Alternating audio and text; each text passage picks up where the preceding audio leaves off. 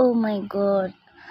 Vijay, dear Vijay, நீங்கள் சினிமாவில் இருக்கும்போது சாங்ஸு, உங்களுடைய படம் இந்த மாதிரி வர்றதெல்லாம் 10 முறை 20 முறை 100 முறை பார்க்குவோம்.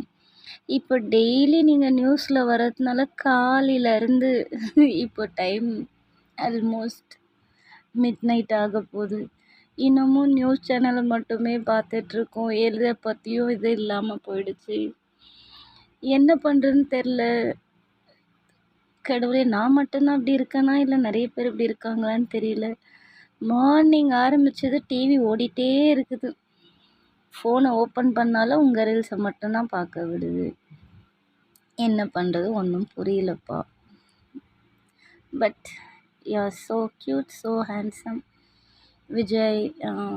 இன்னைக்கு ஒரு சின்ன ஆசைன்னு சொல்கிறத விட பெரிய ஆசை. ப்ளீஸ் ஒரு முறையாவது உங்கள் ஃபேமிலியோடு நீங்கள் எங்கேயாவது வெளியில் வந்தது, அட்லீஸ்ட் அப்ராட்லேயாவது ஒன்றா இருக்கிற ஃபோட்டோஸையாவது அனுப்புங்க ப்ளீஸ். அப்போ தான் எல்லார்கிட்டேயும் பேச முடியும்.